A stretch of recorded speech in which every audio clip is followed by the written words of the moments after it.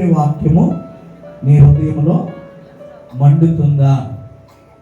మండితే నువ్వు మండాలి, ఇతరులను ఏం చేయాలంటే అండి మండించాలి. దేవుని స్తోత్రం కలుగుగా. హల్లెలూయా.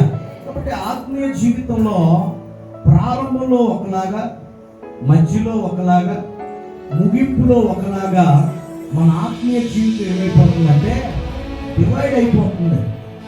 చాలా మందిని చూడండి, దేవుళ్ళలోకి వచ్చినప్పుడు ఒకలాగా ఉంటారు, మధ్యలో ఒకలాగా ఉంటారు, ముగింపులో ఎలా ఉంటారంటే మరోలా జీవిస్తూ ఉంటారు. అయితే నీవు ఎలా పడితే అలా జీవించాలని దేవుడు కోరుకోవట్లేదు. దేవుని స్తోత్రం కలుగుగా. హల్లెలూయా.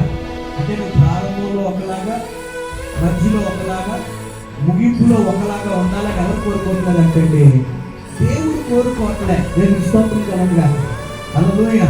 రక్షించబడినటువంటి కొత్తలో, దేవుణ్ణి నమ్ముకున్నటువంటి కొత్తలో దేవుని సన్నిధి పట్ల మనకు ఉన్నటువంటి వైఖరి ఎలా ఉంది, ప్రార్థన పట్ల మన ఉద్దేశం ఎలా ఉంది, దేవుని యొక్క సన్నిధి పట్ల మనం కలిగి ఉన్నటువంటి భయం ఏ విధంగా ఉంది అని మనం జ్ఞాపకం చేసుకుంటే ఈ సమయంలో, ఈ దినాల్లో మన ప్రార్థన ఎలా ఉంది, మన వాక్యం వినే విధానం ఎలా ఉంది, మనం దేవుని ఆరాధించే స్థితి ఎలా ఉంది. ఈరోజు వాస్తవానికి ఒక ఆధ్యాత్మికమైన స్థితిలో మనము ఏ పరిస్థితిలో, ఏ లెవెల్లో ఉన్నాము అని మనల్ని మనం ఏం చేసుకోవాలంటే పరీక్ష చేసుకోవాలి. స్తోత్రంగా. హల్లెలూయా.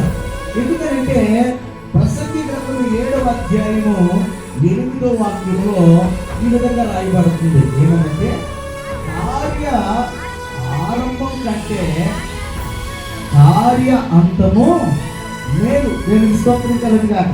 హల్లెలూయా.